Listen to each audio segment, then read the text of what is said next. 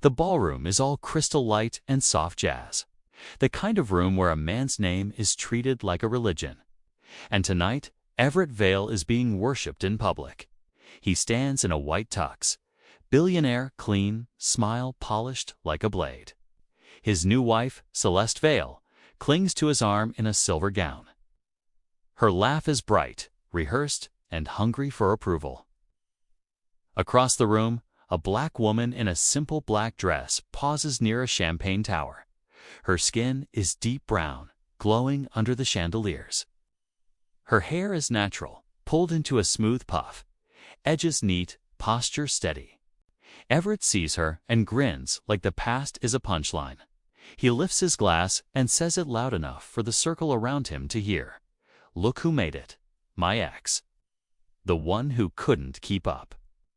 Celeste turns, eyes scanning the woman like she's a stain on velvet. That's her? She asks, soft but sharp. The one you use to entertain. A few donors laugh, not because it's funny. Because they think power is the joke, and they're desperate to be included. The black woman doesn't flinch. She sets her glass down, and she looks at Everett like she's measuring a building for demolition. Everett leans closer to Celeste. Don't worry, he says. She's harmless. She always was. Because Everett thinks he's performing a victory. But the truth is already walking toward him. Quiet, unrushed, like it owns the air. Her name is Amina Cole, and she didn't come to beg. She came to bury something. Everett's laughter keeps rolling, spilling over the string quartet, cutting through small talk. He doesn't even notice the way people shift as Amina steps forward. Like gravity changed direction, Amina stops 3 feet from him. She offers a calm nod, not warm, not cold, just complete. Everett, she says. He drags his eyes over her dress, the clean lines, the absence of diamonds. His smile widens like he's about to teach the room a lesson. Amina, he replies. Wow, you look consistent. Celeste's mouth. Everett's gaze doesn't leave Amina. It's an observation, he says. Some people grow. Some people stay exactly where they belong. Amina's face stays smooth. But her eyes hold a memory like fire under glass. I'm glad you're doing well, she says. Everett laughs loud. I am. You see it? Penthouse company. A wife who understands the lifestyle. Celeste presses closer. Pleased to be used as proof. Decorating classrooms with discount paint. Amina breathes in once. Slow, controlled. Like she's keeping something precious from spilling. I build, she says. Celeste chuckles. Build what? A Pinterest board. More laughter. The circle tightens. Men in expensive watches look relieved they're not the target. Everett raises his glass again. To building, he says. Whatever that means when you don't have funding. Amina watches the bubbles rise in his drink. You're right, but the foundation did. They're big on second chances. Amina nods like she expected that answer. Celeste's eyes narrow. Why would the foundation invite her? She asks, almost annoyed. This is a donor event. Amina's voice stays even. Because I'm on the agenda. Everett blinks. Just once. Like the idea doesn't compute. Then he smiles again. Fast. Sure. As what?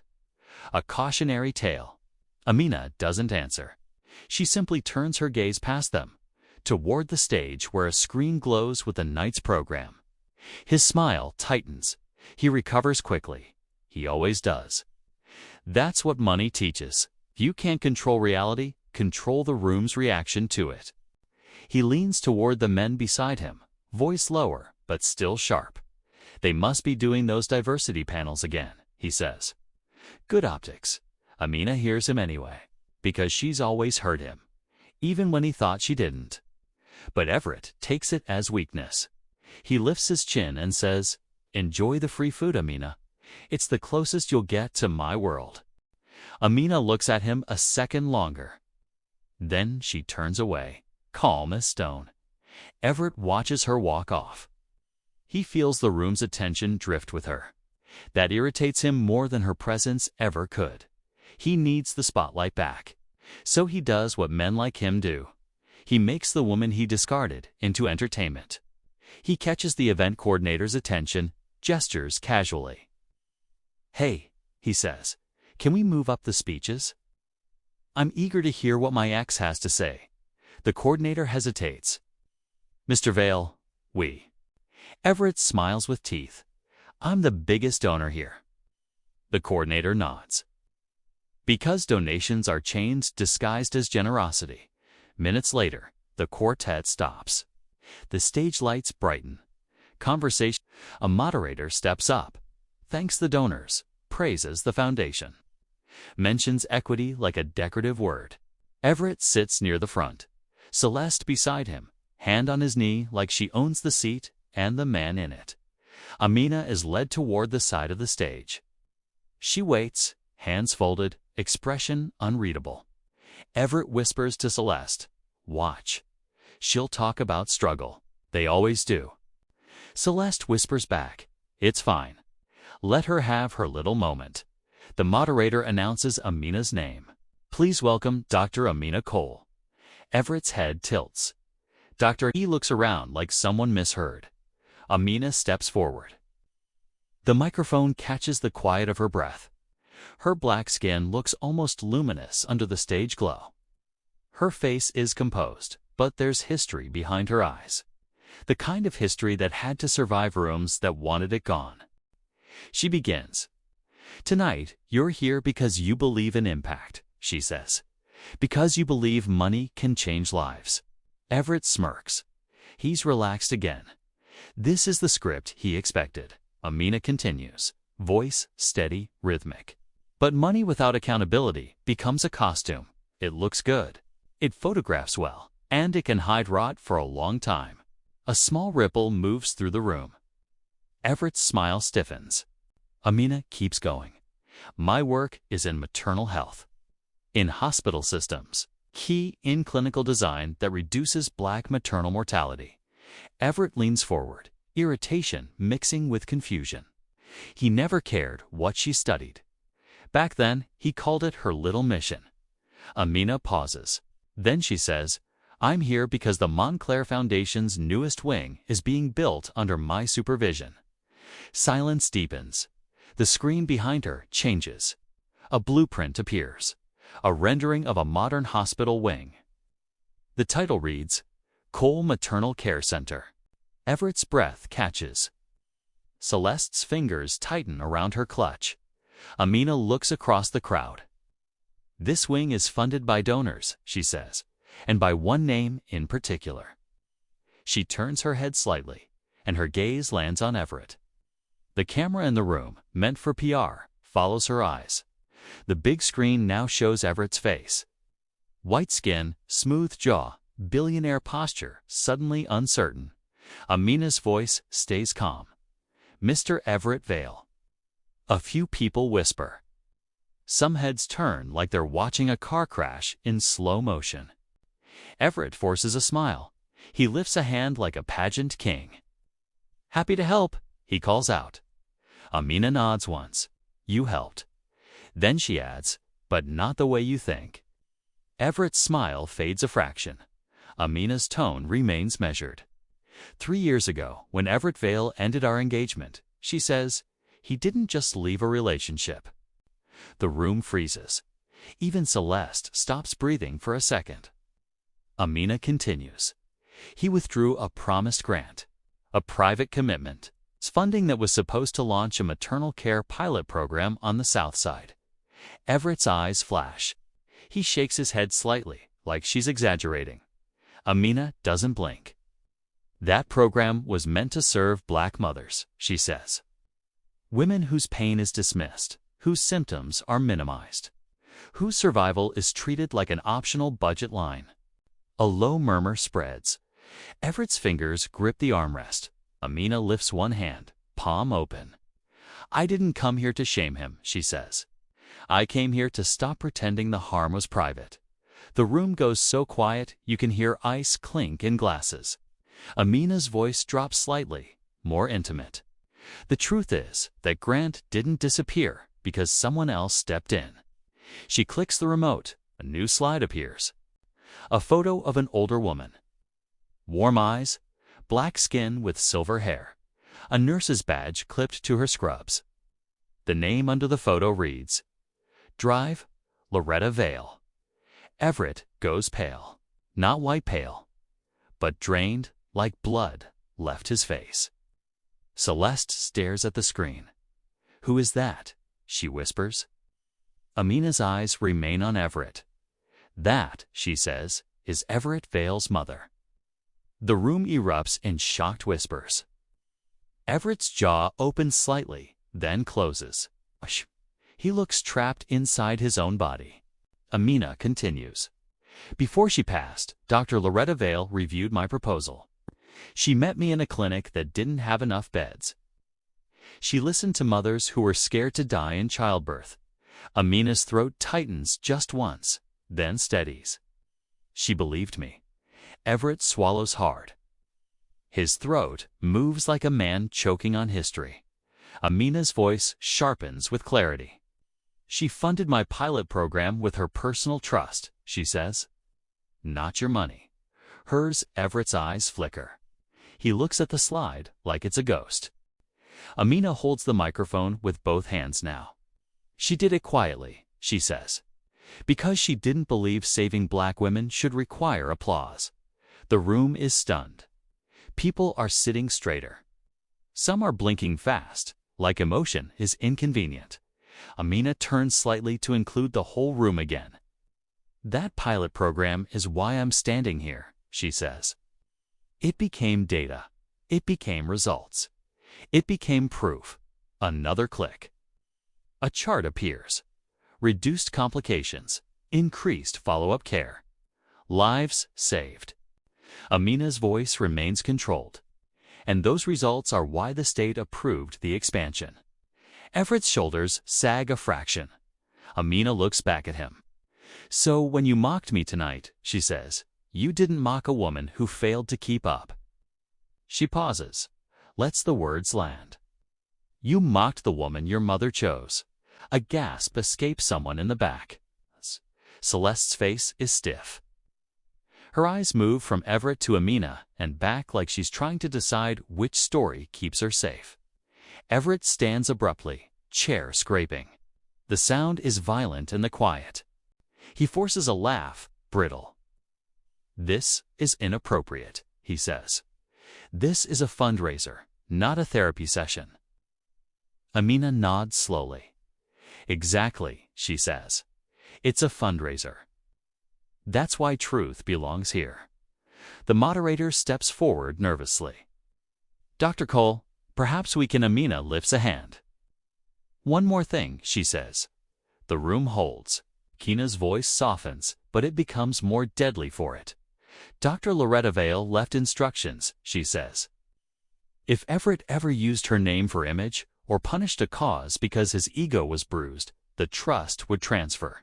Everett freezes. Celeste's head snaps toward him. What do you mean transfer?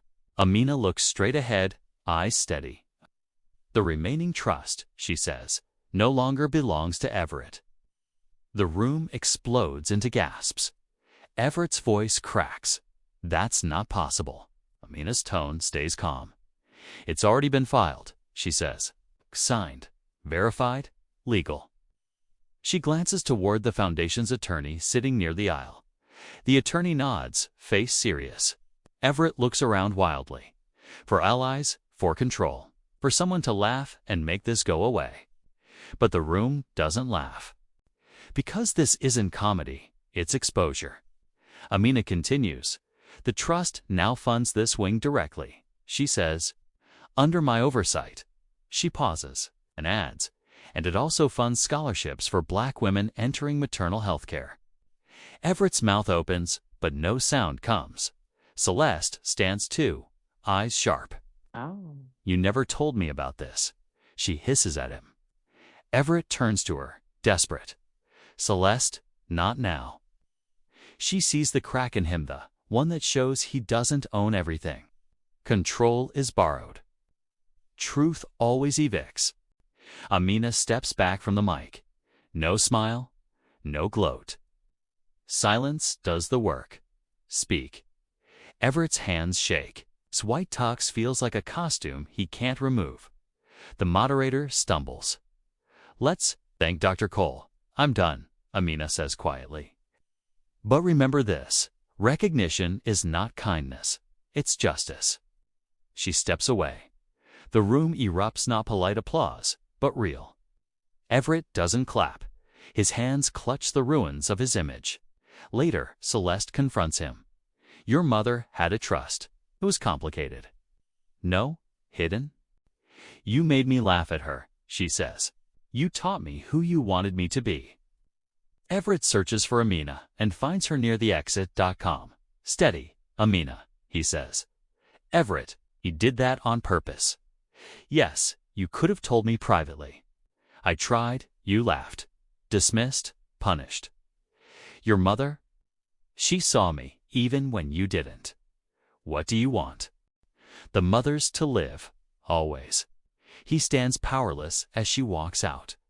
Outside, cold air. A message buzzes. The board wants you to lead the healthcare expansion. She types, yes. Everett returns to his penthouse. Empty. He pours a drink. Doesn't touch it. Opens old letters he ignored when there was time. He finds a note in her handwriting. Everett, power is not what you control. Power is what you repair. His chest tightens. He remembers his mother in scrubs. Tired eyes, soft voice. Why do you need to be feared? She once asked. Now he knows.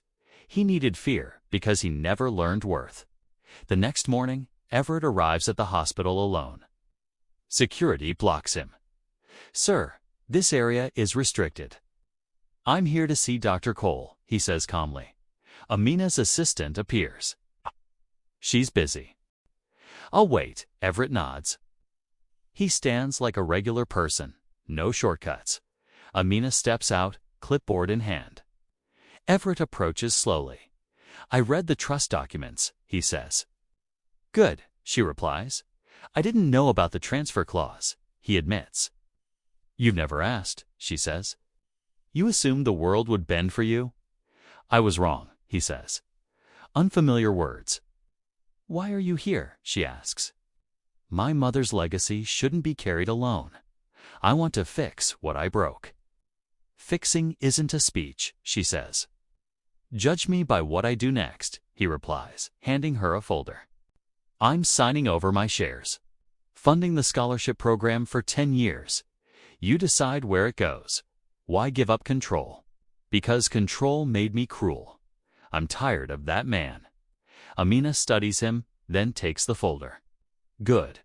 Walk, see what your money can't fix. Everett follows. They walk through peeling paint, overworked nurses, mothers clutching bellies, eyes wide with fear.